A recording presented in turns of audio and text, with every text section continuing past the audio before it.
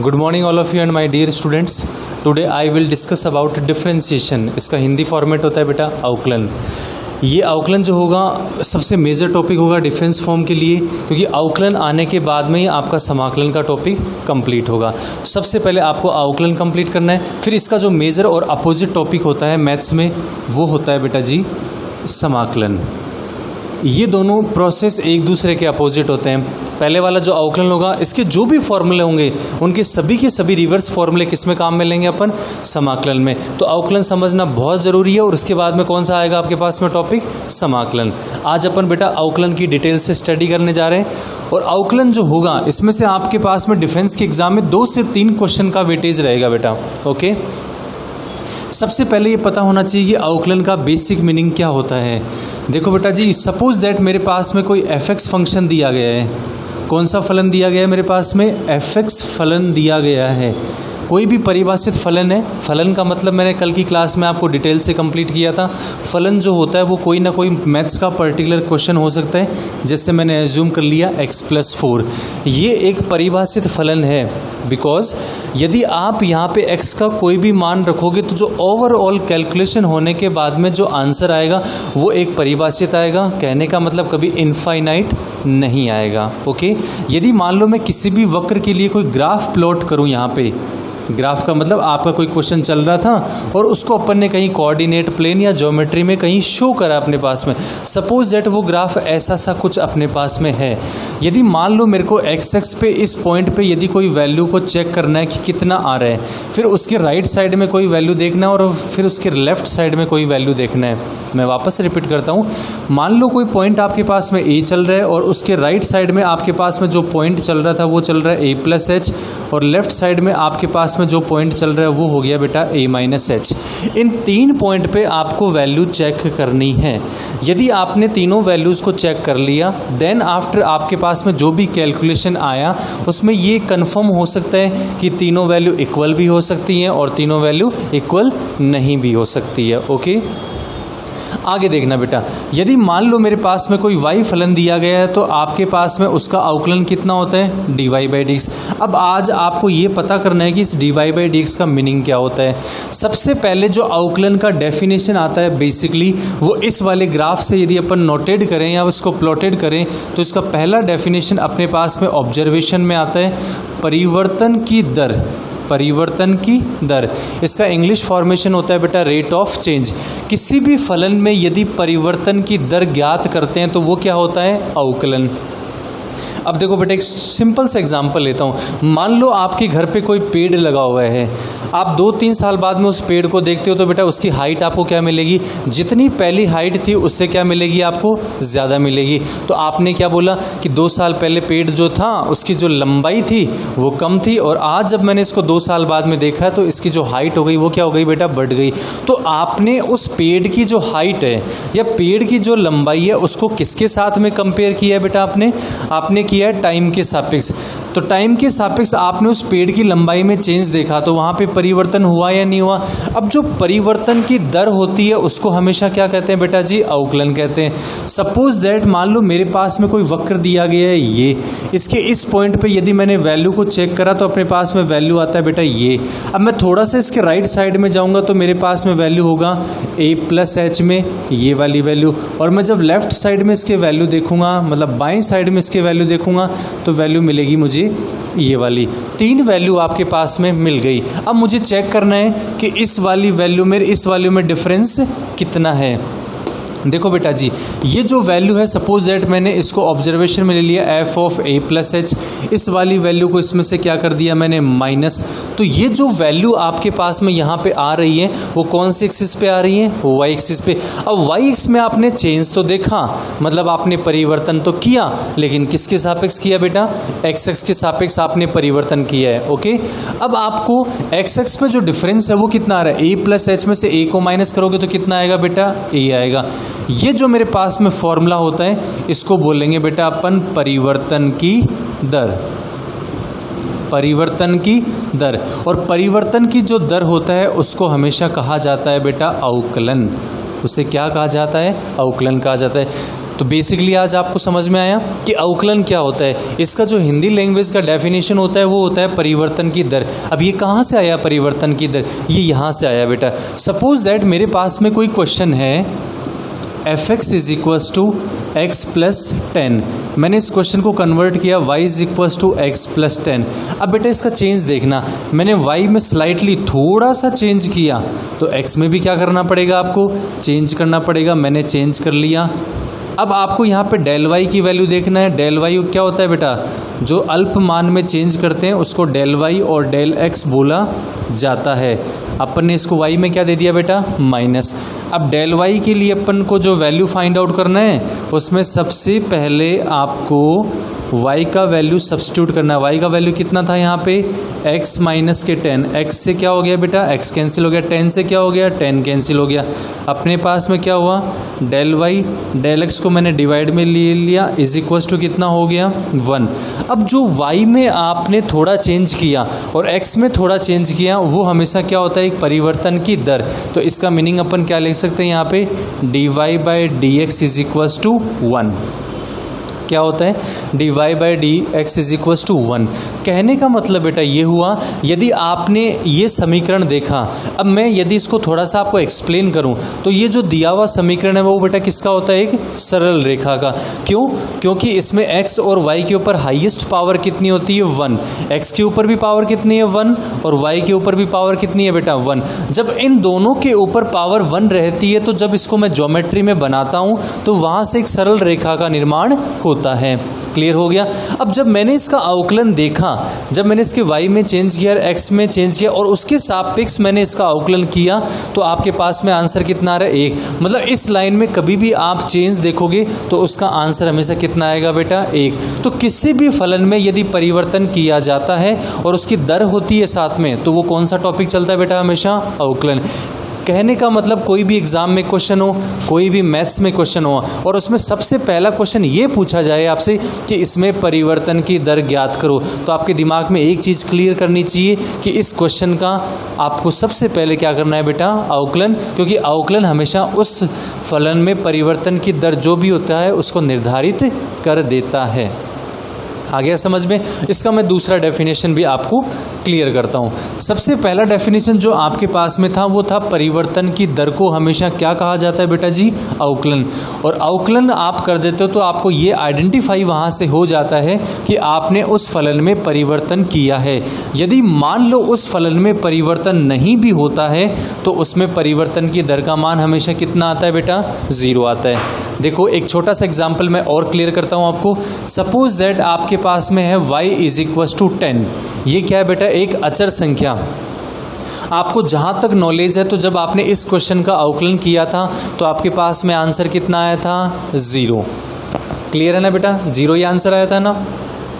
अब आज अपन ये देखने जा रहे हैं कि वाकई में 0 क्यों आता है इसका आंसर। सपोज दैट मैंने वापस वही यूज़ किया process, y plus del y is equals to 10 plus del x. मैंने स्लाइटली चेंज किया, मतलब थोड़ा सा चेंज किया। अब आपने कभी देखा होगा कि कोई भी अचर संख्या में थोड़ा सा चेंज करते हैं तो ओवरऑल वापस उसका जो पूर्णांक मान होता है वो की वही संख्या आती है। चलो ठीक है, तो del y is equal to कितना हुआ, 10 माइनस के वाई। वाई का वैल्यू जब आपने यहाँ पे सब्स्टिट्यूट किया तो आपके पास में कितना वैल्यू था, सबसे पहले वाई का वैल्यू 10, और 10 से 10 कैंसिल हो गया, आंसर आपके पास में कितना आ गया, 0। आपने दोनों तरफ किससे डिवाइड कर दिया बेटा जी, डेल एक्स से कर दिया। तो अब ये जो आपके रेट ऑफ चेंज होती है, परिवर्तन की दर होती है, इसको क्या कहते हैं हम, अवकलन। और इसमें अवकलन का मान कितना आ गया, 0। और आपको ये कंफर्म पता भी है कि एक अचर फलन का यदि अपन अवकलन करते हैं तो कितना आता है, 0। अब इसको मैं ज्योमेट्री से भी सोल्व करता हूँ, क्या उधर भी आंसर 0 आता है क्या, तो देखना बेटा जी, यदि मान लो मेरे को ये ज्योमेट्री में बनाना है y इज इक्वल टू 10, तो बेटा एक स्ट्रेट लाइन होगी ना, ये मेरे पास में कोऑर्डिनेट होगा 0,10 और इस रेखा का समीकरण हो जाएगा y is equal to 10। Clear हुआ। अब आप ये देखो, इसमें आप x की वैल्यू को कितना भी इंक्रीज करो, इसमें आप x की वैल्यू को कितना भी इंक्रीज करो और कितना भी डिक्रीज करो, बेटा ओवरऑल जो y का वैल्यू है वो हमेशा कितना आएगा, 10। 10 आएगा ना। अब मुझे ये बताओ, जब आपने x का इतने मान बढ़ा भी दिए और आपने इसको डिक्रीज भी कर दिया, फिर भी इसमें परिवर्तन नहीं हुआ, तो एक कोई भी आदमी को अपन पूछे तो वो आपको ये बोल सकता है इसमें परिवर्तन नहीं हुआ, तो उसका ओवरऑल आंसर कितना आएगा बेटा? 0। क्लियर हो गया? तो इसमें जो परिवर्तन की दर होती है वो कितना होता है? 0। तो अपन अभी तक एक इसमें सेंटेंस कंप्लीट कर चुके हैं कि जब अपने पास में परिवर्तन की दर निकालना हो तो हमेशा क्या किया जाता है बेटा जी? अवकलन किया जाता है। अब इसका जो दूसरा डेफिनेशन है उसको भी अपन अभी क्लियर करते हैं। इसका दूसरा डेफिनेशन जो बेटा जी होता है वो होता है, यदि आपको किसी भी वक्र की स्पर्श रेखा, किसी भी वक्र की स्पर्श रेखा का ढाल यदि आपको ज्ञात करना है, तब भी आप कौन सा प्रोसेस काम में लोगे? अवकलन काम में लेंगे। सपोज दैट मैं कोई क्वेश्चन से आपको क्लियर कर देता हूँ। जैसे आपके पास में है बेटा y = x + 25। आप इसको 11th क्लास के ज्योमेट्री के टॉपिक से कंपेयर करोगे तो आप ये आइडेंटिफाई करोगे कि ये फॉर्म दिया हुआ है, वो दिया हुआ है y = mx + c का। इसमें जो y और x होते हैं बेटा वो हमेशा चर होते हैं। m जो होता है वो रेखा का ढाल होता है, m क्या होता है? x का गुणांक। और जो c होता है, C4 क्या होता है? Constant value. और इस C का जो मीनिंग होता है वो होता है इस रेखा की मूल बिंदु से कितनी डिस्टेंस है, कितनी दूरी है। वो कौन आइडेंटिफाई करवाता है अपने को? C पॉइंट करवाता है। ओके, तो जब मैंने इस मानक समीकरण से इस पहले वाले समीकरण की तुलना करी, कंपेयर किया, तो मुझे पता चला कि यहाँ पे m का वैल्यू कितना हो गया बेटा? कोई भी गुणांक हो सकता है। तो इसमें कोई भी गुणा में यदि आपको दिखाई नहीं दे रहा तो हमेशा उसका गुणांक कितना होता है? 1। तो कहने का मतलब इसमें m कितना हो गया बेटा जी? 1 हो गया। दूसरा चलते हैं। अब आपने इसका कभी 12th क्लास में अवकलन किया होगा, जितना आप जानते हो, तो dy/dx = कितना आ गया इसका? 1। x का अवकलन तो कितना होता है? 1। और आगे जो अपने पास में कांस्टेंट नंबर है, जो अचर संख्या है, उसका अवकलन कितना होगा? 0 होगा। तो इसका अवकलन कितना हुआ? 1। इसकी स्पर्श रेखा का ढाल देखा तो भी कितना आ गया? 1। मतलब यहाँ पे भी ढाल 1 है, यहाँ पे भी ढाल कितना हो गया? 1। अब मैं इसको ज्योमेट्री से और बता देता हूँ आपको। सबसे पहले आपको इस रेखा को बनाना है। रेखा को आप जल्दी बनाने के लिए क्या करते हो? x का वैल्यू पहले 0 पुट करोगे तो y कितना आएगा? 25। तो मेरे पास में ये पॉइंट आ गया 0,25। फिर आप क्या करोगे? y का वैल्यू 0 पुट करोगे तो x कितना आएगा? -25। सपोज दैट मेरे पास में ये पॉइंट आ गया। इन दोनों पॉइंट को जब आप ज्वाइन करोगे तो मेरे पास में ये स्ट्रेट लाइन आएगी। यस और नो बेटा? आई नहीं आई? आ गई ना? आपने भी 10th और 11th क्लास में बहुत ज्योमेट्री बनाई है, तो आपने कोई प्रोसेस लिया होगा। लेकिन यदि आप जल्दी बनाना चाहते हो बेटा, ये प्रोसेस यूज़ करना, हमेशा टाइम कम यूज़ होगा, जल्दी आपकी लाइन ड्रॉ हो जाएगी। क्लियर? अब देखो आगे, जब मैंने इस लाइन को देखा और इसके ऊपर कोई स्पर्श रेखा बनाई, तो एक रेखा के ऊपर स्पर्श रेखा हमेशा वो खुद ही होती है। मैं बहुत अच्छी बात बता रहा हूँ और वापस रिपीट भी कर रहा हूँ। एक रेखा जब अपन बनाते हैं बेटा, जब अपन एक रेखा का निर्माण करते हैं तो इसके ऊपर कोई पूछे आपके पास में स्पर्श रेखा बनाओ, तो इसकी स्पर्श रेखा वो खुद ही होती है। बट मेरे पास में कोई वक्र दिया गया है। क्या दिया गया बेटा जी? कोई वक्र दिया गया। वक्र क्या होता है? जिसकी कोई निश्चित दिशा नहीं होती है उसे वक्र कहा जाता है। जिसकी कोई निश्चित दिशा नहीं होती है उसे क्या कहा जाता है? वक्र कहा जाता है। मान लो किसी ने अपन से एक क्वेश्चन पूछ लिया कि आप इस पे कोई स्पर्श रेखा बनाओ, आप इस पॉइंट पे कोई स्पर्श रेखा बनाओ। चलो अपन बनाते हैं। स्पर्श रेखा वो रेखा होती है जो किसी भी वक्र को एक बिंदु पे, only and only one point, एक बिंदु पे टच करती है, स्पर्श करती है, वो हमेशा क्या होती है? उसकी स्पर्श रेखा। चलो मैं सेकंड क्वेश्चन इसका सॉल्व करूं कि कोई पूछे इस पे स्पर्श रेखा बनाओ, तो स्पर्श रेखा कौन सी हो गई बेटा? ये हो गई, क्योंकि ये कितने बिंदु पे स्पर्श कर रही है? एक बिंदु पे स्पर्श कर रही है। Is it clear? समझ में आ गया? चलो फिर आगे चलता हूँ मैं। तो मेरा क्वेश्चन ये था कि जब ये स्पर्श रेखा आपने बना दी तो इसकी स्पर्श रेखा निकालो, तो खुद होगी नहीं होगी? चलो इसका मैं ढाल देखता हूँ। अब अपने को ये पता है कि जब इसमें m का मान 1 होता है तो जो ढाल लेते हैं वो किस में लेते हैं बेटा? tan थीटा में। अब यहाँ पे थीटा कितना होगा? 45 = कितना हो गया? 1। मतलब ये एंगल कितना होगा यहाँ पे? 45। So we will identify always the slope of line is equals to 1 because tan 45 is always equals to 1।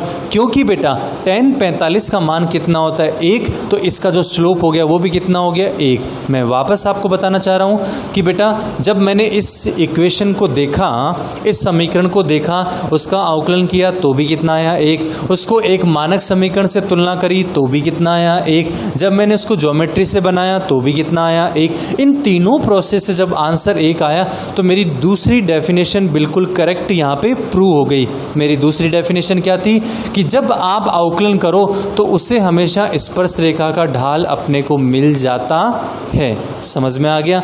पहली डेफिनेशन क्या थी इसकी? परिवर्तन जब भी आपको कहीं किसी फलन में करना है तो आपको अवकलन करना है। यदि आपको दूसरी डेफिनेशन मेरी क्या थी? जब आपको उसकी स्पर्श रेखा का ढाल निकालना है तो भी क्या करना पड़ेगा बेटा? अवकलन करना पड़ेगा। अब मैं बेटा अवकलन के कुछ मानक सूत्र के बारे में आपको क्लियर करता हूं।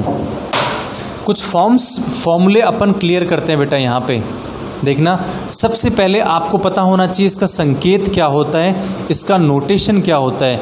नोटेशन का मतलब ये होता है कि जब आपके पास में अवकलन करना होता है तो आप इसको किससे प्रदर्शित करोगे या शो करोगे।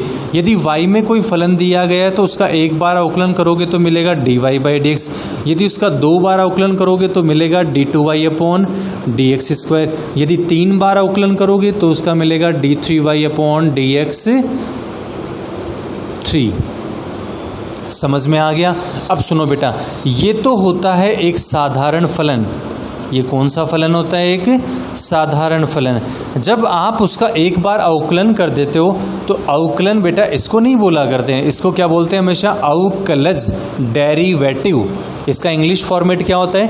डेरिवेटिव। क्या होता है बेटा? डेरिवेटिव। और ये क्या होता है? एक साधारण फंक्शन जिसका इंग्लिश फॉर्मेट क्या होता है? General function.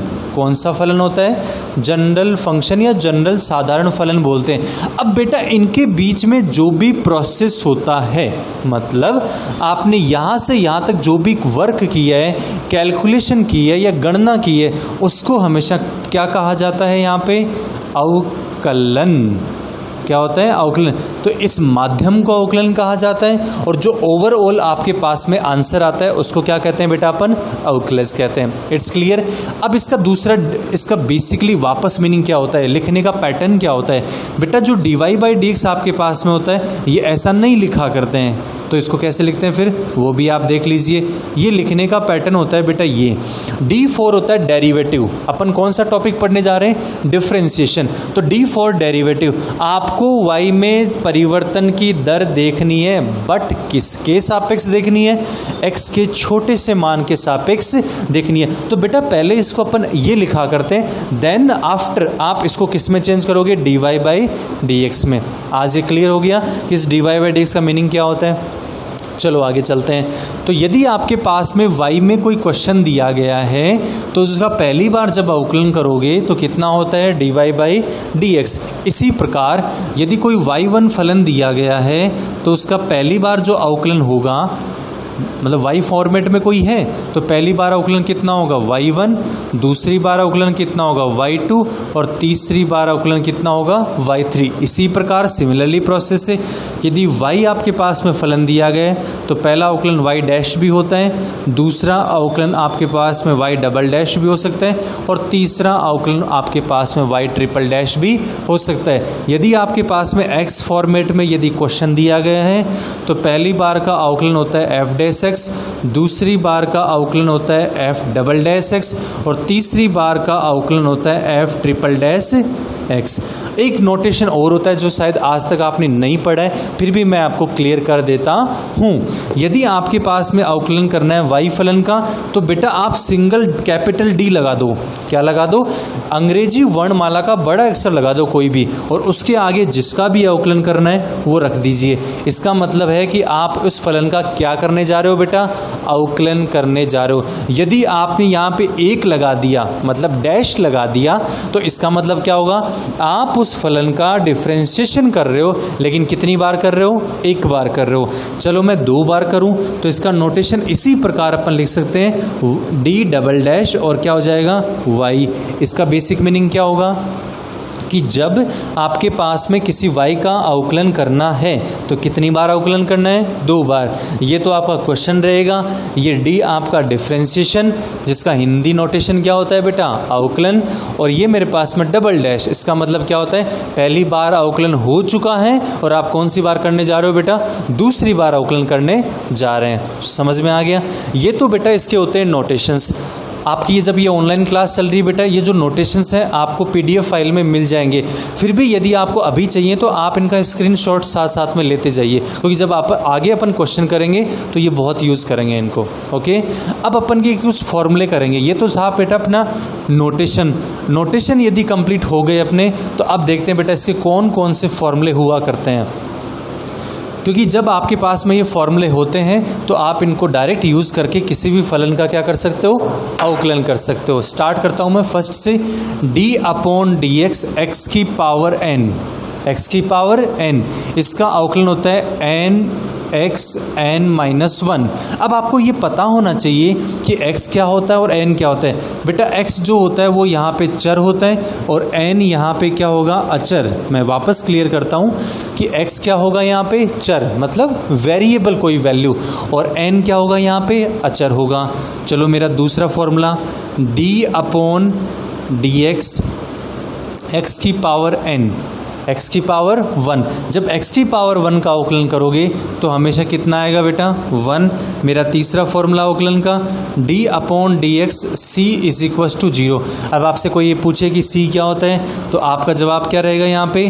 c यहाँ पे कोई भी कांस्टेंट नंबर या अचर संख्या हो सकती है। चलो आगे का फॉर्मूला अपने पास में, d अपॉन डी एक्स ए की पावर x, ए की पावर x, इसका जो बेटा अवकलन होता है वो होता है ए की power x log of a। क्या होता है?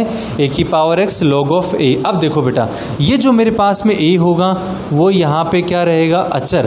क्या रहेगा? अचर। और x यहाँ पे क्या रहेगा? चर। लेकिन यहाँ पे अलग था ना, ये था चर और ये क्या था? अचर। तो आपको थोड़ा सा इन फॉर्मूलों में डिफरेंस रखना है, वरना बेटा मिक्स हो जाएंगे तो आपका आंसर रॉन्ग हो जाएगा। ओके, तो इसका होता है ए की पावर एक्स लॉग ऑफ ए। थोड़ा मैं बेसिकली आपको यहाँ क्लियर कर देता हूँ। मैथ्स में जो लॉग फॉर्म होता है वो कौन से बेस पे होता है बेटा? ई बेस पे। यदि लॉग का आपके पास में कोई क्वेश्चन है और उस पर ई बेस आप यूज़ नहीं कर रहे हो, कोई और बेस यूज़ कर रहे हो, तो बेटा फिर आपको उसका आधार चेंज करना ज़रूरी है। क्यों ज़रूरी है ये तो अपना एक लॉग का टॉपिक आएगा, उसको मैं आपको डिटेल से बता दूंगा। लेकिन अभी आप बेसिकली इतना ध्यान में रखिए कि जब लॉग ही कोई क्वेश्चन है तो आपको जो नीचे वाली संख्या होती है इसको हमेशा आधार कहा जाता है, और ये कौन सा नंबर होना चाहिए? ई होना चाहिए। मेरा next formula, d upon d x under root x, इसका डिफरेंशिएशन होता है 1 upon 2 under root x. Next formula of differentiation log x, इसका डिफरेंशिएशन का फॉर्मूला होता है 1 upon x. Then d upon d x 1 upon x, इसका जो differentiation होता है वो होता है बेटा -1 upon x square. Next d upon d x sine x, इसका डिफरेंशिएशन क्या होता है? cos x। Next d upon d x cos x, इसका जो डिफरेंशिएशन फॉर्मूला होगा वो होगा माइनस के sine x। Next d upon d x tan x, इसका जो फॉर्मूला हुआ करता है वो होता है बेटा sec स्क्वायर x। आगे कुछ और फॉर्मूले हैं जिनको मैं अभी कंटिन्यू कर रहा हूँ। d upon d x cot x, इसका कितना होता है? Minus cosec square x. d upon d x sec x is equal to कितना होता है? Sec x and tan x, इसका क्या होता है? सेक एक्स और tan x. Next d upon d x cosec x, इसका होता है माइनस के cosec x and cot x. Next d upon d x e raise to x, उसका कितना होगा बेटा? ई raise to x.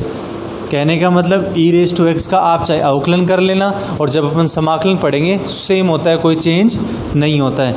Next d upon d x sine inverse x, इसका होगा बेटा 1 upon under root 1 minus x square, then d upon d x cos inverse x, इसका होगा -1 upon under root 1 minus x square, then d upon d x tan x का कितना होता है 1 upon 1 plus x square. इनको बेटा देख लो और साथ साथ में इनको आप रिटर्न भी करते जाओ। जब भी बेटा ऑनलाइन क्लास चलती है, आप हमारे कोचिंग वाले वीडियोस देख रहे हो, चाहे कोई भी सब्जेक्ट हो, तो बेटा साथ में आप पेन और कॉपी को ज़रूर रखें, क्योंकि कुछ इंपॉर्टेंट चीज़ें हैं, इनको आप साथ साथ में नोट करते जाइए। फिर जितना भी आपको कोचिंग में ऑनलाइन क्लास में पढ़ाया जाएगा, उसका बेटा आपको PDF आपका जो व्हाट्सअप ग्रुप हम लोग बनाएंगे, उस पर आपको आफ्टर क्लास के बाद में जो भी क्लास होगी उसके पास में भेज देंगे। बट साथ साथ में बेटा आप लिखते भी जाइए अपनी नोटबुक में। नेक्स्ट होगा d upon d x cot inverse x, इसका डिफ्रेंसिएशन होता है 1 upon -1 plus x square. Next d upon d x sec inverse x, इसका डिफ्रेंसिएशन होता है 1 upon x then x square -1। Then next d upon d x cosec inverse x, इसका जो differentiation होता है वो होता है -1 upon x under root x square -1। एक चीज़ बेटा आपने इन फॉर्मूले में देखी होगी कि जो भी त्रिकोणमितीय फलन, जो भी ट्रिग्नोमेट्रिक फंक्शन C से स्टार्ट होता है, कौन कौन से होते हैं? कॉस एक नंबर पे, दूसरा कॉट, और तीसरे नंबर पे कौन होता है बेटा? कोसेक। जब ये तीनों फलन आपके पास में C से स्टार्ट होते हैं, तो इनका जो आंसर होगा, इनका जो अवकलन होगा वो माइनस से स्टार्ट होगा, और बाकी के सभी के साथ में जो चिन्ह लगेगा, जो साइन लगेगा, वो कौन सा लगेगा बेटा? प्लस का लगेगा। Is it clear? ध्यान में रखना आप कि जो भी त्रिकोणमितीय फलन C की स्पेलिंग से स्टार्ट होता है, उसका जो अवकलन किया जाता है वो नेगेटिव फॉर्म में होता है, और बाकी के सभी त्रिकोणमितीय फलन का यदि अपन अवकलन करते हैं तो वो कहाँ से स्टार्ट करते हैं? अपन एक पॉजिटिव फॉर्म से करते हैं। सभी ने देख लिए बेटा? कोई डाउट है तो आप वापस मेरे से रिपीट करवा लेना, बट मेनली ये डाउट हो भी नहीं सकता क्योंकि बेटा ये आपके पास में 12th क्लास में एक बार आप पढ़ चुके हो। क्लियर? नेक्स्ट, अब बेटा फॉर्मूले तो हो गए आपके पास में, लेकिन आपको इन फॉर्मूलों को कैसे यूज़ करना है, क्या क्या बातें आपको ध्यान में रखनी है, कहाँ कहाँ ये यूज़ हो सकते हैं और कैसे कैसे आपको इनको यूज़ करना है, ये अपन और देखने जा रहे हैं, जिसको मैं एक हेडिंग से क्लियर करवा देता हूँ। रूल्स। बेटा क्या पढ़ने जा रहे हैं अपन? रूल्स। क्या क्या नियम हैं जिनके साथ में अपन अवकलन को बिल्कुल सही तरीके से कंप्लीट कर सकते हैं। तो देखो, सबसे पहला रूल क्या होता है? जिसके सापेक्ष आपको अवकलन करना होता है, जिसके सापेक्ष अवकलन करना होता है उसको तो आप क्या लिखोगे? हर में। और जिसका अवकलन करना है, और जिसका आपको अवकलन करना है उसको आप कहाँ रखोगे? अंश में। बेटा ये बहुत इंपॉर्टेंट टॉपिक है और रूल्स भी है कि जिसका आप अवकलन करने जा रहे हो उसको आपको कहाँ रखना है? अंश में। जिसके सापेक्ष अवकलन करना है उसको कहाँ रखना है आपको? हर में। इसमें गलती मत कर देना, वरना आंसर बिल्कुल क्या हो जाएगा? अपोजिट हो जाएगा। जैसे मान लो किसी ने बोला जेड का आपको अवकलन करना है ए के सापेक्ष, तो आपका आंसर क्या होगा बेटा? D upon D A. और किसका अवकलन करना है? जेड का। ये इसका आंसर होगा। समझ में आ गया? मैंने इसका आंसर ये क्यों निकाला? जो मैंने आपको पहला रूल बताया था उसको मैंने जस्ट एज इट इज़ क्या कर दिया? फॉलो कर दिया। दूसरा, कोई मैं एग्जांपल लेता हूँ, मुझे y का अवकलन करना है z के सापेक्ष, तो आपका आंसर क्या होगा? d upon D Z. और किसका अवकलन करना था बेटा? y का। समझ में आ गया? तो पहला रूल क्या होता है? जिसके सापेक्ष अवकलन करना होता है उसको हर में रखें, जिसका अवकलन करना है उसको अंश में रखें। समझ में आ गया? दूसरा रूल बेटा ये होता है कि जब आपके पास में किसी भी क्वेश्चन में एक से ज़्यादा फलन दिए गए हैं, एक क्वेश्चन भी हो सकता है उसके अंदर, दो क्वेश्चन भी हो सकते हैं उसके अंदर, और 3 क्वेश्चन भी उसके अंदर हो सकते हैं। जब ऐसा सा आपके पास में दिया गया है तो आपके पास में बेसिक रूल क्या होगा? आप इन फलनों का अलग अलग क्या कर देना? अवकलन। जो भी इनके बीच में चिन्ह रहेंगे वो एज इट इज रहेंगे। जैसे आपने पहले फर्स्ट फलन का अवकलन कर दिया, फिर आपने दूसरे फलन का अवकलन कर दिया, फिर आपने तीसरे फलन का अवकलन कर दिया।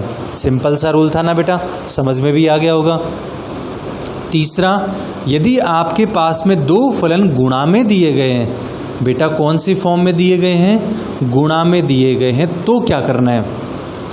अब बेटा ये गुणा में भी फलन है और कई बार अपन इसको क्या बोल सकते हैं, u.v रूल भी बोल सकते हैं। आपने काफ़ी बार सुना होगा u.v रूल डिफरेंशिएशन में अप्लाई होता है, ठीक है। तो बेटा इसके अकॉर्डिंग आंसर कितना हुआ, पहले फलन को आप छोड़ दीजिए, दूसरे का आप क्या कर दीजिए, अवकलन। जिसका आपने अवकलन नहीं किया था उसका इस बार आप क्या कर दीजिए, अवकलन, और जिसका आपने अवकलन कर दिया था उसको आपको क्या करना है, एज इट इज लिखना है। इस प्रकार यदि आप ये देखोगे तो इसका आंसर अपने को बिल्कुल सही तरीके से मिल जाएगा। समझ में आ गया। एक बार देखना वापस, पहला जो रूल होता है जिसके सापेक्ष आपको अवकलन करना है वो हर में लिखा जाता है, जिसका अवकलन होता है वो अंश में लिखा जाता है। दूसरा मेरा क्या था, जब आपके पास में किसी क्वेश्चन में एक से ज़्यादा क्वेश्चन है तो उनका आप अलग अलग क्या कर दीजिए, अवकलन, और जो भी उनके बीच में चिन्ह है, चाहे प्लस है तो प्लस रख देना और माइनस है तो माइनस रख देना। उसके साथ साथ यदि आपके पास में दो फलन किस में दिए गए हैं, गुणा में दिए गए, तब आपको क्या करना है, u.v का रूल यूज़ करना है। u.v का रूल क्या होता है, first as it is, second का डिफरेंशिएशन प्लस फर्स्ट डिफरेंशिएशन और सेकंड क्या रहेगा, एज इट इज। समझ में आ गया। नेक्स्ट, अब तीन अपन ने यहाँ पे नियम देख लिए कि जब ऐसी सी कंडीशन हो या स्थितियाँ हो तो आपको ऐसा सा अवकलन करना है। नेक्स्ट, यदि आपको इस बार अवकलन करना है और वो दोनों क्वेश्चन आपको भाग में दिए गए हैं, बेटा किस में दिए गए हैं, भाग में, तो क्या करना है, देखिएगा। सबसे पहले जो नीचे वाली संख्या जो हर में दी गई है उसका क्या कर दीजिए, स्क्वायर, उस संख्या को ऐसा का ऐसा रख दीजिए। नेक्स्ट वाली जो फर्स्ट वाली संख्या उसका एक बार अवकलन कर दो, चिन्ह किसका लगा देना, माइनस का। अब आपको जो अवकलन किया उस संख्या को ऐसा का ऐसा रखना है, जिसका नहीं किया उसका एक बार क्या कर देना, अवकलन। ये इसका फोर्थ रूल कंप्लीट हो गया। देन फिफ्थ रूल क्या होगा बेटा, जब आपके पास में किसी क्वेश्चन के अंदर, जब आपके पास में किसी क्वेश्चन के अंदर एक से ज़्यादा फलन दिए गए हैं तब आपको क्या करना है बेटा, इसको सोल्व करने के लिए आपको एक सिंपल ट्रिक बता रहा हूँ मैं, श्रृंखला नियम का पालन करना है। किसका पालन करना है, श्रृंखला नियम का। इसका इंग्लिश फॉर्मेट क्या होता है, चेन रूल का आपको पालन करना है। किस नियम को अप्लाई करना है, चेन रूल को। अब ये श्रृंखला नियम, ये चेन रूल क्या होता है इसको मैं क्लियर कर देता हूँ। सबसे पहले आप इसमें दाईं साइड फॉरवर्ड होते जाओ, मतलब दाईं साइड से चलो। आपने देखा जब इसके दाईं साइड की तरफ मैं चल रहा हूँ तो सबसे पहले कौन मिला, f। जो फलन आपको पहली बार मिल जाता है उसका क्या कर देना, अवकलन, और आगे वाले नंबर को एज इट इज छोड़ देना। समझ में आ गया ना। अब थोड़ा और दाएं साइड में चलो, अब कौन सा फलन मिला आपको, gx वाला फलन मिल गया, तो इस gx का क्या कर दीजिए, अवकलन। चलो मैंने ये भी कंप्लीट कर दिया। अब कौन मिला आपको, x का आपको पता ही है, x के सापेक्ष कितना होता है, 1। अब इन अलग अलग फलनों के बीच में आपको किसका चिन्ह लगाना है, गुणा का चिन्ह लगाना है। किसका चिन्ह लगाना है बेटा, गुणा का। तो ये आपका यहाँ पे कंप्लीट हो गया है। समझ में आ गया। अगला मेरे पास में इसमें एक जो मेनली चीज़ ध्यान में रखनी है वो क्या ध्यान में रखनी है, इस वाले नियम में और इस वाले नियम में, यहाँ पे जो दोनों फलन होते हैं बेटा वो किस में होते हैं, गुणा में। बट यहाँ पे जो फलन होते हैं उनके बीच में गुणा का चिन्ह नहीं होता है, क्योंकि वो एक फलन के अंदर दूसरा फलन होता है। समझ में आ गया। तो बेटा यहाँ है ना गुणा का चिन्ह नहीं होता है, और यहाँ इन दोनों के फलनों में क्या होता है, गुणा का चिन्ह होता है। थोड़ा अपन एग्जाम्पल करेंगे तो और क्लियर हो जाएगा। नेक्स्ट टूल क्या होता है, d/dx, d/dx। और आपके पास में कोई कांस्टेंट नंबर है और उसके साथ में फलन दिया गया है, मतलब कोई क्वेश्चन तो है लेकिन उसके गुणा में कौन सा आपको दिया गया, कोई अचर संख्या दी गई है। तब आपको क्या करना है, उस संख्या को तो बाहर निकाल दीजिए और उस फलन का एक बार क्या कर देना बेटा, अवकलन कर देना। तो आपके पास में उस पूरे क्वेश्चन का क्या हो जाएगा, अवकलन। अगला नियम क्या ध्यान में रखना है आपको, d/dx और c, यदि आपके पास में डायरेक्ट कोई कांस्टेंट नंबर आ जाए, इसको मैंने बेटा आपको फॉर्मूले में भी क्लियर कर दिया और मैं इसको वापस बोल देता हूँ, क्योंकि ऐसे बहुत क्वेश्चंस मिलते हैं जिसमें डायरेक्ट कोई ना कोई क्या आ जाता है, क्वेश्चन आ जाता है कांस्टेंट नंबर का, तो उसका अवकलन कितना होगा, 0।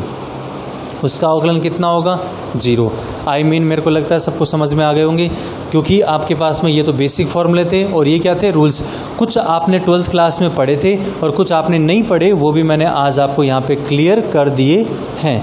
आप इसको वापस देख लेना और अच्छे से इनको याद कर लो। बेटा याद करने से ये फ़ायदा होगा कि आपको क्वेश्चन करने में टाइम ज़्यादा यूज़ नहीं करना पड़ेगा, क्योंकि डायरेक्ट आपको फॉर्मूला याद होगा तो डायरेक्ट इसका आंसर आ जाएगा। यदि फॉर्मूला नहीं होगा तो बेटा आपको फॉर्मूला बनाना पड़ेगा।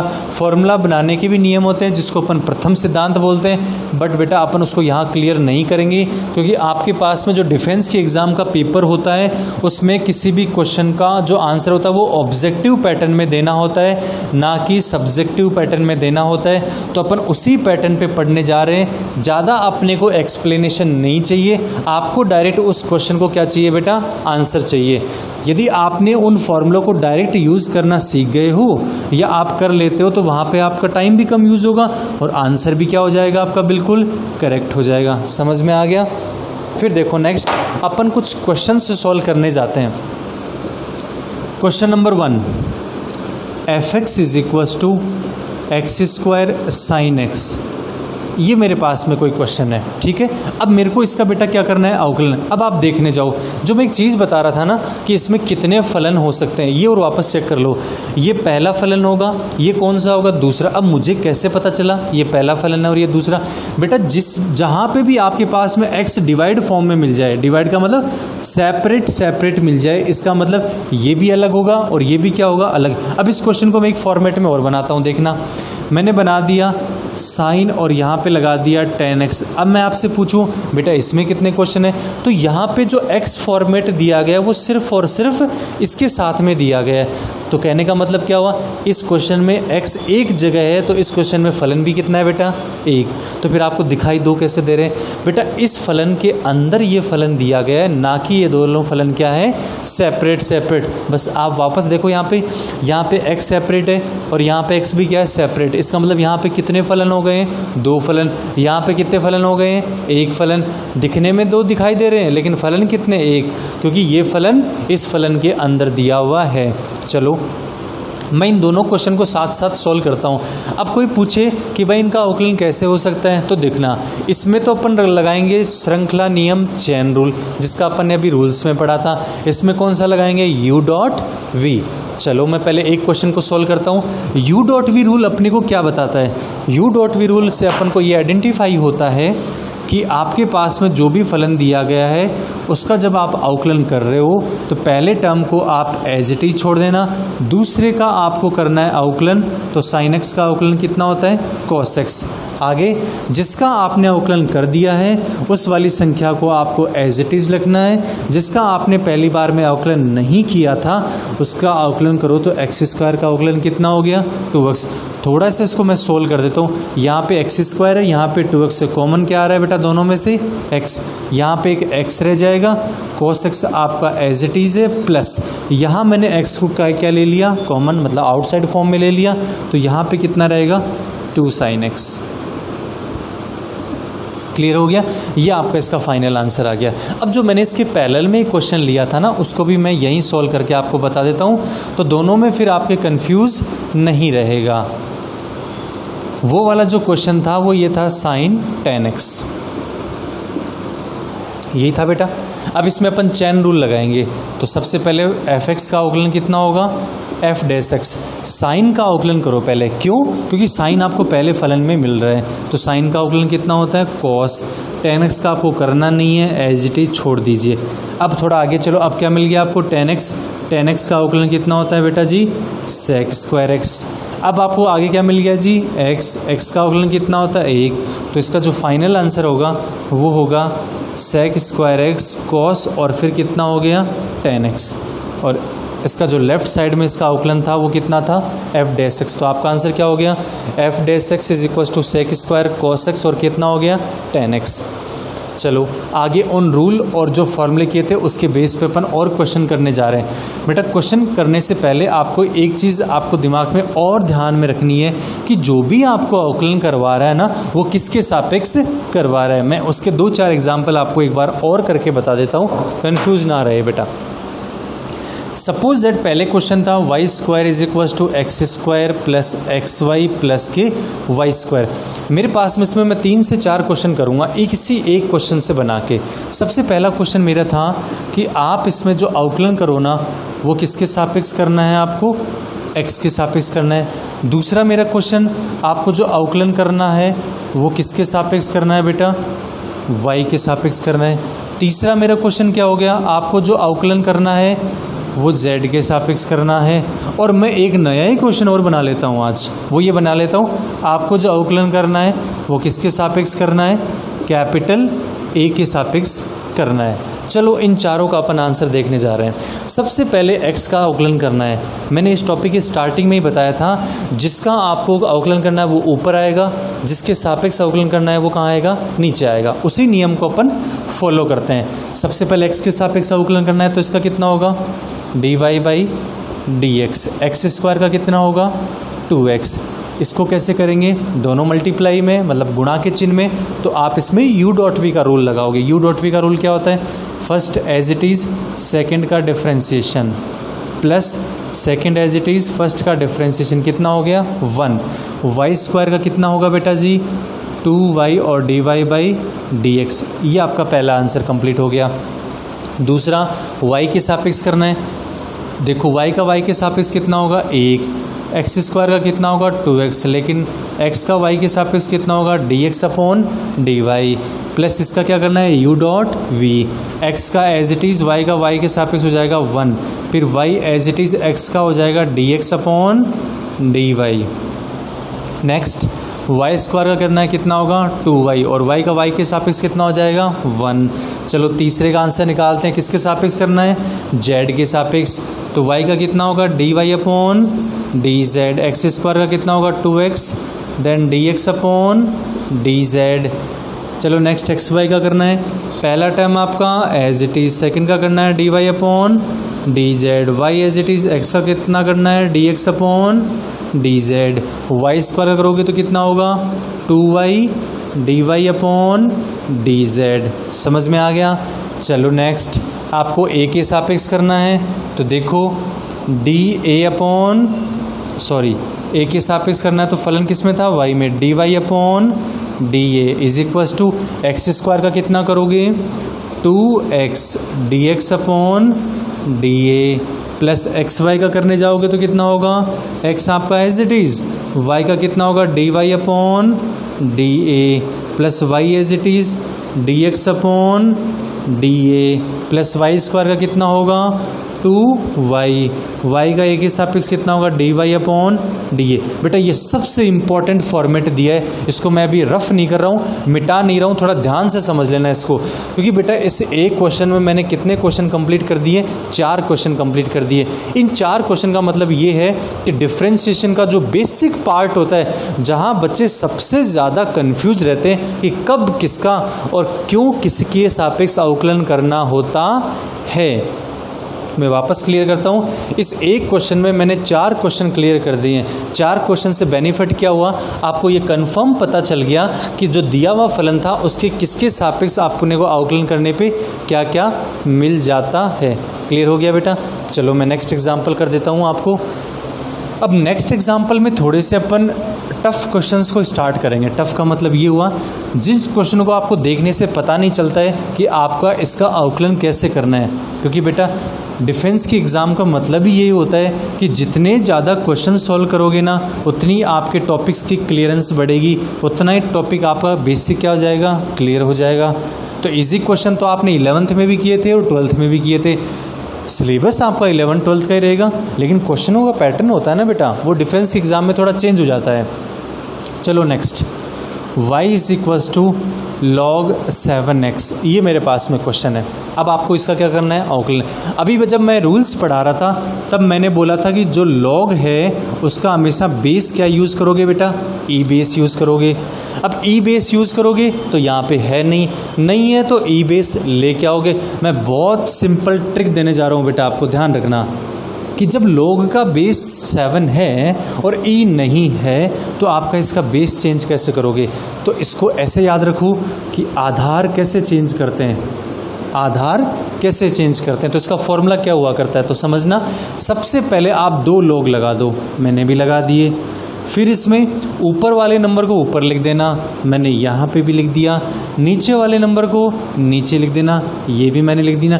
अब जहाँ जो आधार चाहिए, ई चाहिए तो ई लगा दो, कोई x चाहिए तो x लगा दो, y चाहिए तो y लगा दो, आपका आंसर आ जाएगा। ये बहुत इंपॉर्टेंट ट्रिक है बेटा, हमेशा ध्यान में रखना इसको।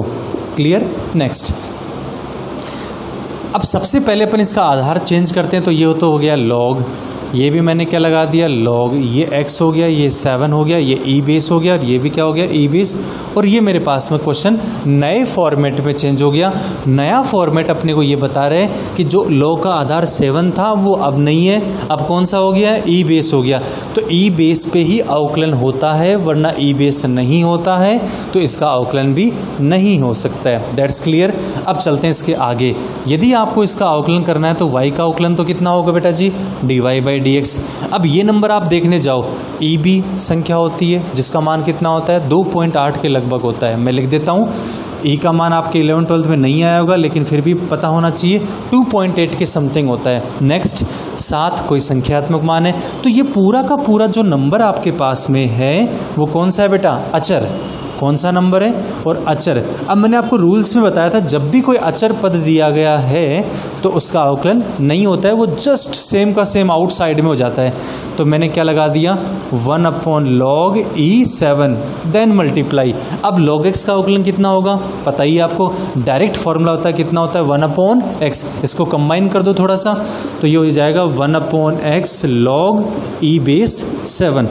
ये आपका इसका अवकलन का मान हो जाएगा। बेटा इसमें सबसे इंपॉर्टेंट चीज़ क्या आई है, वो है ये, आपको log का क्या चेंज करना है, आधार।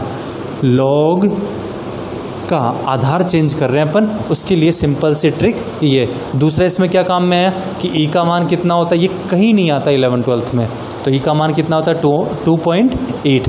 यदि कहीं आपको यूज़ करना है तो आप इसको ले सकते हो, वरना आपको इतना ध्यान में रखना है कि जो log दिया होता है उसका गणित में यदि अपन कोई गणना करते हैं या कैलकुलेशन करते हैं या फिर कहीं भी उसको यूज़ करते हैं किसी भी टॉपिक में, तो आपके पास में जो ई आधार होता है वही मान्य होता है। क्यों होता है इसका रीज़न जब मैं log पढ़ाऊँगा तो वहाँ से डिटेल की स्टडी में आ जाएगा कि ई आधार ही क्यों लिया जाता है।